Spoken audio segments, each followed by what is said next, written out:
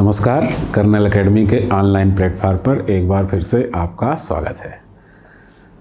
आज का हमारा प्रैक्टिस वीडियो है संविधान का संशोधन अनुच्छेद 368 के संबंध में। हमेशा की तरह यह भी एक प्रैक्टिस वीडियो मात्र है। इस प्रैक्टिस वीडियो के जरिए हम आपको अपना मूल्यांकन करने के लिए एक अवसर यहाँ पर देते हैं कि आपने अगर कर्नल एकेडमी ऐप के अंदर जो संविधान के टॉपिक मौजूद हैं उसको अगर ठीक से पढ़ा है तो इस प्रैक्टिस वीडियो को आप सॉल्व कर पाएंगे। 15 क्वेश्चन इसमें रखे गए हैं। इसमें कोई कॉन्सेप्ट आपको नहीं बताया जाता है, ये सिर्फ प्रैक्टिस है। थोड़ी थोड़ी चीज़ें ऑप्शन से संबंधित हम डिस्कस कर लेते हैं ताकि आपको ज़्यादा समझ में आए, लेकिन बेहतर ये होगा कि आप पहले चैप्टर को पूरा पढ़ लें, उसके बाद प्रैक्टिस वीडियो को सॉल्व करें तो ज़्यादा उपयोगी आपके लिए ये साबित होगा। पहले प्रश्न पर आ जाते हैं हम लोग। पहला प्रश्न है, निम्नलिखित कथनों पर विचार कीजिए। 2 कथन हैं, आपको विचार करना है, सही कथन का चयन करना है। संसद प्रस्तावना में संशोधन कर सकती है, और दूसरा है 76वें संशोधन द्वारा प्रस्तावना को संशोधित किया गया। तो कौन सा कथन इसमें सही है? अगर आपने टॉपिक पढ़ा है तो आप बड़ी ही आसानी से इसका उत्तर दे सकते हैं। संसद प्रस्तावना में संशोधन कर सकती है। वास्तव में केशवानंद भारती बनाम केरल राज्य में सुप्रीम कोर्ट ने कहा है कि संसद संविधान के किसी भी भाग में संशोधन कर सकती है, यानी कि जो पहला कथन है ये बिल्कुल सही है। दूसरा है 76वें संशोधन द्वारा प्रस्तावना को संशोधित किया गया, ये गलत है। हुआ क्या था कि 42वें संविधान संशोधन द्वारा 1976 में, न कि 76वें संशोधन द्वारा प्रस्तावना को संशोधित किया गया था, यानी ये गलत है। तो सिर्फ 1 नंबर आपका होता है सही।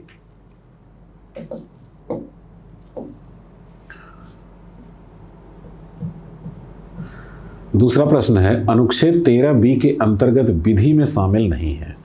इसको हमने संविधान का संशोधन पढ़ाते वक्त बड़ा लंबा डिस्कस किया था। बड़ा इंटरेस्टिंग टॉपिक भी है ये संविधान का संशोधन। अगर आपने पढ़ा है तो पूरी कहानी आपको याद होगी। अनुच्छेद 13B के अंतर्गत विधि में शामिल नहीं है। कहा गया था कि राज्य द्वारा बनाई गई कोई विधि जो मूल अधिकारों को कम या समाप्त करती है वो शून्य हो जाएगी। तो 13B में बताया गया है कि आदेश, अध्यादेश, नियम, उपनियम, उपविधि, प्रथा, रूढ़, अधिसूचना, ये 8 विधियां हैं। संशोधन करके कहा गया कि 13B के तहत संविधान का संशोधन जो होगा वो विधि के दायरे में नहीं आएगा, और अगर इससे हम किसी के मौलिक अधिकारों को कम करते हैं तो यह शून्य भी नहीं होगा, क्योंकि यह विधि के दायरे में नहीं आएगा। ये सारी बातें आपको उस चैप्टर में पढ़ाई गई हैं, यानी कि 13B के अंतर्गत जो विधि नहीं है वो है संविधान का संशोधन।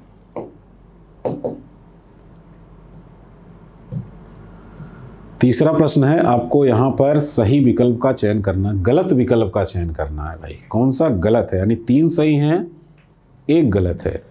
तो इसका मतलब हुआ कि आपको ज़्यादातर सही ज्ञान की आवश्यकता है।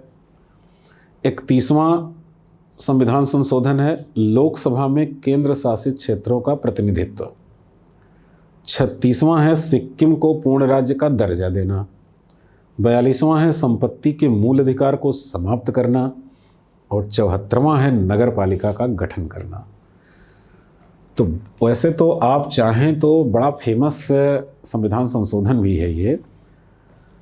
31वां लोकसभा में केंद्र शासित क्षेत्रों का प्रतिनिधित्व। तो इसके बारे में मैं आपको बता दूं कि अभी जो लोकसभा में संघ शासित क्षेत्रों के प्रतिनिधि भेजे जाते हैं, अधिकतम 20 लोग भेजे जा सकते हैं।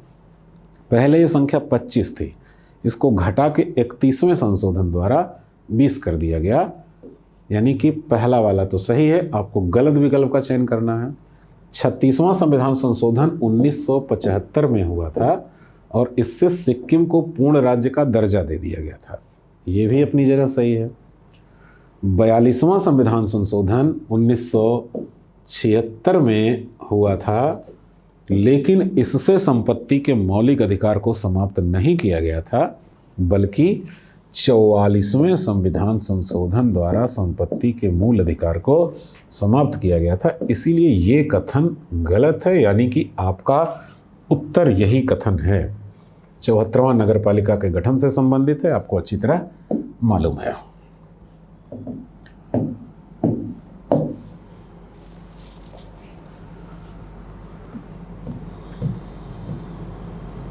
चौथा प्रश्न है, 42वां संविधान संशोधन के संबंध में क्या सही नहीं है?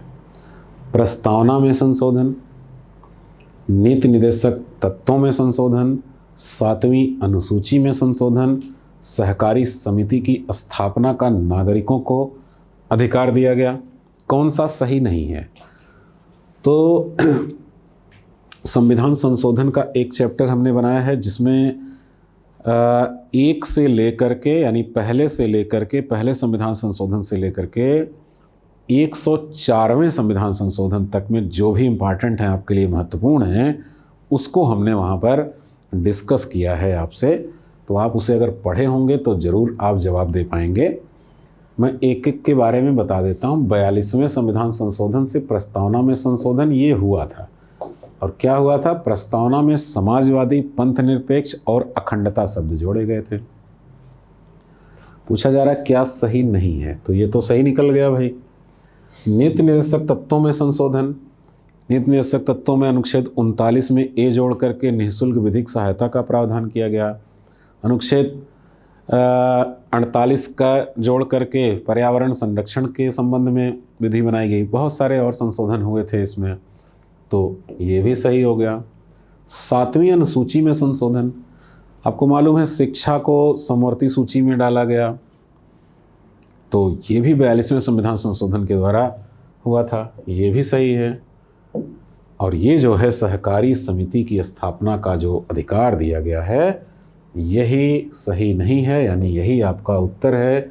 ये 97वें संविधान संशोधन द्वारा किया गया। सहकारी समितियों को बनाने का मौलिक अधिकार नागरिकों को प्रदान किया गया।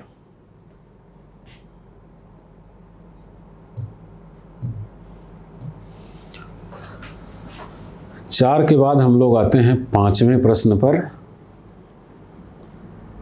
किसी राज्य के गठन से संबंधित तथ्यों पर विचार कीजिए।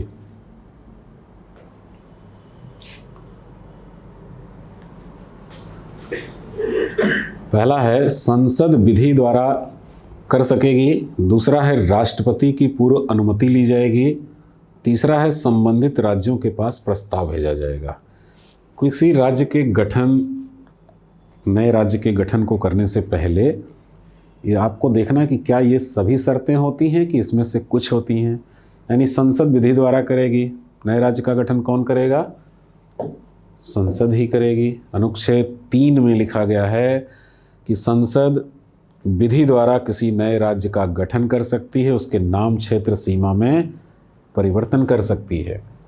और जब ऐसा होता है तो ये विधेयक रखने से पहले संसद में भारत के राष्ट्रपति की अनुमति ली जाती है। पूरा प्रस्ताव जब तैयार होता है तो उस प्रस्ताव को राष्ट्रपति प्रभावित होने वाले राज्यों के पास भेजते हैं और राज्यों से राय ली जाती है कि आप इसमें कोई बदलाव तो नहीं चाहते हैं। हालांकि राज्यों के द्वारा दी गई राय का केंद्र सरकार के ऊपर और उस प्रस्ताव पर कोई असर नहीं पड़ता। केंद्र सरकार चाहे तो उसे मान भी सकती है और बिना माने भी वो संसद में रख सकती है, लेकिन ये प्रस्ताव भेजा जाता है। यानी कि यहाँ पर दिए गए तीनों विकल्प, तीनों कथन बिल्कुल सही हैं। मतलब कि आपका उत्तर होगा 1, 2 व 3, ये सही है।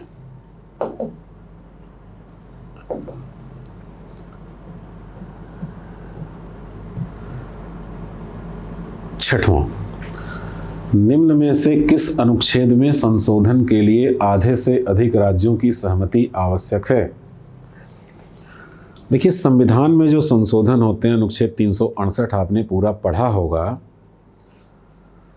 और उसमें कुछ ज़्यादातर प्रावधानों में संसद के विशेष बहुमत से संशोधन होते हैं और कुछ प्रावधानों में जो कि अनुच्छेद 368 में ही बताए गए हैं प्रक्रिया में, कि संसद से संशोधन करने के उपरांत राज्यों के पास भेजे जाते हैं और जितने राज्य हैं, जितने विधान मंडल हैं, उसमें आधे से अधिक विधानमंडलों की सहमति चाहिए होती है, तभी वो संशोधन पूर्ण होते हैं।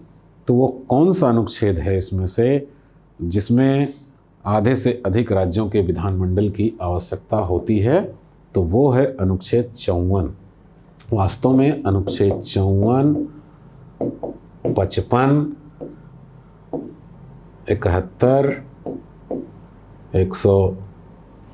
162, 7वीं अनुसूची, 5वीं अनुसूची का भाग 4, 6वीं अनुसूची का भाग 5, 11वीं अनुसूची का भाग 1, ऐसे कई सारे प्रावधान हैं जिसमें संसद के विशेष बहुमत से संशोधन करने के उपरांत राज्यों के विधानमंडल, आधे से अधिक विधानमंडलों के समर्थन की आवश्यकता होती है।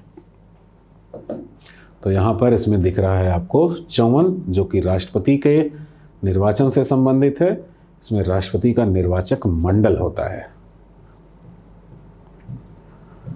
7वें प्रश्न पर आ जाते हैं। विचार कीजिए, 2 कथन यहाँ पर हैं, दोनों पर आपको विचार करना है और देखना है कि कौन सा सही है।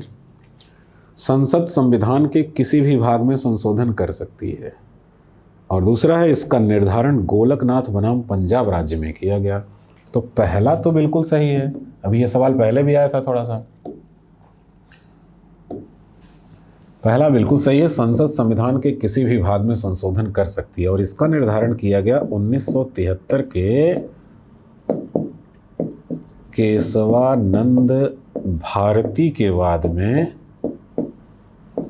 ना कि गोलकनाथ के वाद में। ये गलत है, यानी कि केवल एक सही है।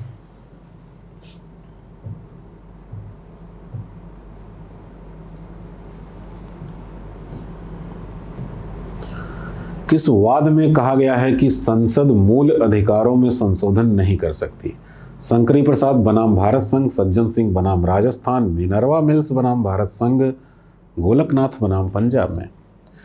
तो जान लीजिए, भारतीय संविधान के और न्यायपालिका के इतिहास में एक ही वाद ऐसा है जिसमें सुप्रीम कोर्ट ने कहा है कि संसद संविधान में संशोधन नहीं कर सकती, क्योंकि अनुच्छेद 368 में मात्र प्रक्रिया दी गई है, शक्ति नहीं दी गई है।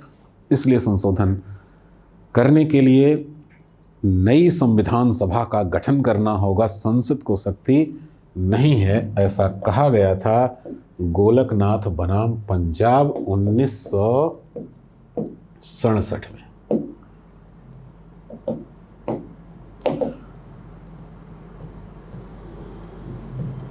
9वां प्रश्न है, किस संविधान संशोधन द्वारा समस्त नीति निर्देशक तत्वों को मूल अधिकारों पर वरीयता प्रदान कर दी गई थी?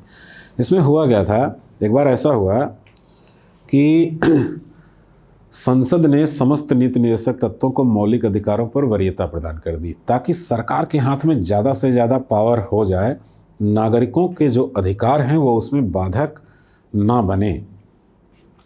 लेकिन उसको सुप्रीम कोर्ट ने मिनर्वा मिल्स के केस में अवैध करार देते हुए रद्द कर दिया था, और परिस्थिति ये है आज विद्यमान कि समस्त नीति निर्देशक तत्वों को वरीयता देने वाले प्रावधान को समाप्त कर दिया गया, और ऐसी कोई वरीयता नहीं है, मात्र 39B और C को छोड़ करके। और ये जो संशोधन हुआ था ये 1976 में था, 42वां संविधान संशोधन, उस वक्त इंदिरा गांधी प्रधानमंत्री थी। और इस पूरी कहानी को हमने संविधान संशोधन वाले चैप्टर में आपको डिटेल से पढ़ाया है, आप वहाँ पर जा करके उसका अध्ययन कर सकते हैं। उम्मीद है कि आप कर चुके होंगे।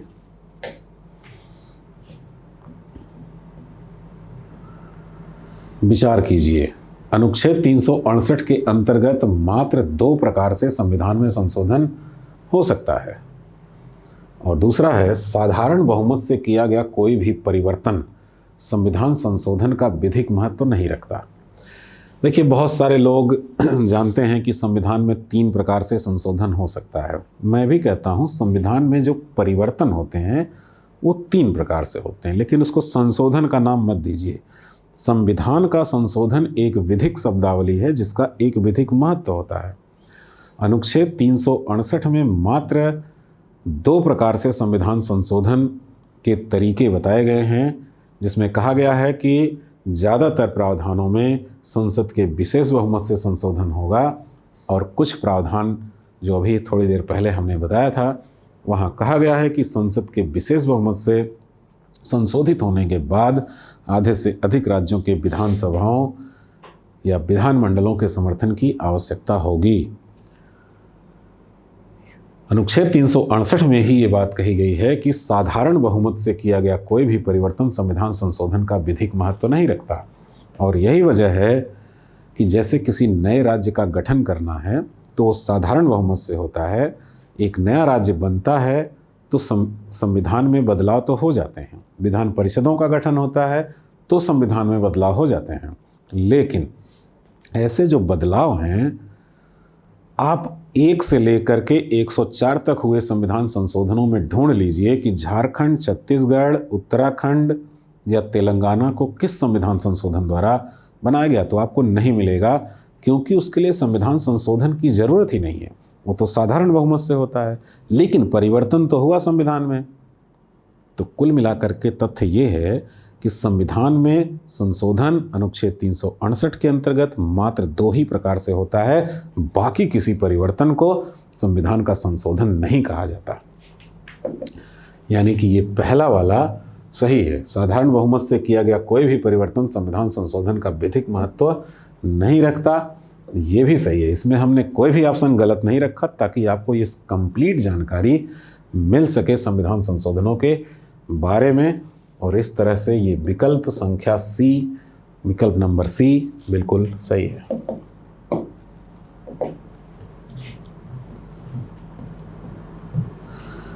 ग्यारहवां प्रश्न देखिए, 26वां संविधान संशोधन संबंधित है मूल अधिकारों में संशोधन से, प्रिवी पर्स की समाप्ति से, सिक्किम को पूर्ण राज्य का दर्जा देने से, प्रस्तावना में संशोधन से। तो इसका जो उत्तर है वो है प्रिवी पर्स की समाप्ति। अब प्रिवी पर्स क्या होता है थोड़ा सा आप ये जान लीजिए। जैसे पूर्व राष्ट्रपति हैं, पूर्व प्रधानमंत्री हैं, पूर्व राज्यपाल हैं, क्योंकि ये हमारे पूर्व शासक हैं तो इनको रिटायरमेंट के बाद भी बहुत सारी सुविधाएं दी जाती हैं। बंगला है, सुविधाएं हैं, प्रोटोकॉल है, मंच पर स्थान दिया जाता है, मृत्यु होने पर राष्ट्रीय शोक, राज्य का शोक, तोपों की सलामी दी जाती है। ये जो अधिकार हैं ये हमारे देश में राजाओं को भी प्राप्त थे संविधान लागू होने के बाद भी, क्योंकि वो भी पूर्व शासक थे। लेकिन लोकतंत्र स्थापित हो चुका था तो 26वां संविधान संशोधन किया गया और कहा गया कि राजाओं के इन अधिकारों को अब समाप्त कर दिया जाएगा। ये जो अधिकार उन्हें मिले हुए थे, इन्हीं अधिकारों को प्रिवी पर्स कहा जाता था, जिसको अब समाप्त कर दिया गया और इससे जुड़ा हुआ 26वां संविधान संशोधन होता है।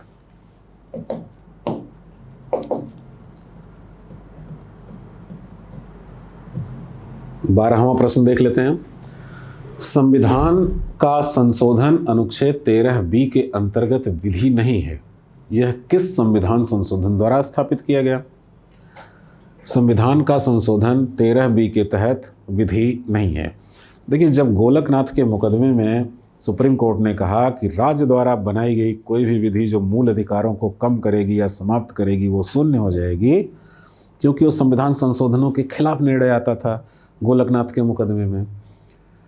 तो संसद ने क्या किया कि 24वां संविधान संशोधन पारित किया और कहा कि जाओ, संविधान का संशोधन 13B के तहत विधि माना ही नहीं जाएगा, और ये 24वां संशोधन इसका उत्तर हो जाता है।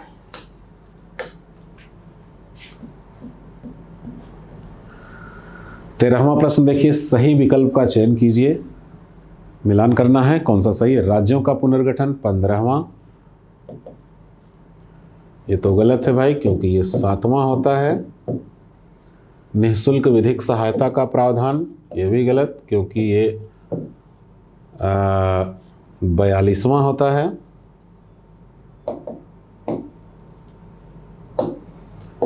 ये 7वां है, ये 42वां है, मूल कर्तव्य संविधान में जोड़ा गया, ये 42वां ही है, यानी कि ये वाला सही है। मतदान की आयु 18 वर्ष की गई, इसको तो अभी आप इसको पढ़ चुके हैं। तो ये 61वां संविधान संशोधन था, यानी कि सी ऑप्शन आपका बिल्कुल सही है।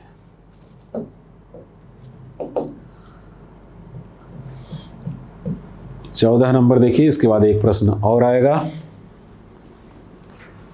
104वां संविधान संशोधन अधिनियम संबंधित है आंग्ल भारतीयों के मनोनयन से, सवर्ण आरक्षण से, SC/ST आयोग से, OBC कमीशन से। तो 104वां संविधान संशोधन किया गया 2020 में जनवरी में, और इससे क्या किया गया कि लोकसभा में 2 आंग्ल भारतीय का जो मनोनयन होता था और विधानसभा में 1 आंग्ल भारतीय का मनोनयन होता था, इन दोनों के मनोनयन को समाप्त कर दिया गया और अब इनका मनोनयन नहीं होगा, यानी कि ए आपका सही उत्तर होगा। इसी से संबंधित है 104वां संविधान संशोधन अधिनियम।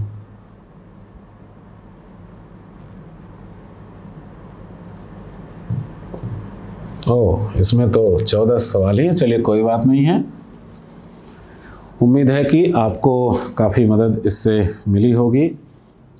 एक बार फिर से राय दूंगा कि पहले आप लेक्चर वीडियो देख लीजिए, उसके बाद आप प्रैक्टिस सेट को सॉल्व कीजिए, तो आपको ज़्यादा सहायता मिलेगी। बहुत बहुत धन्यवाद।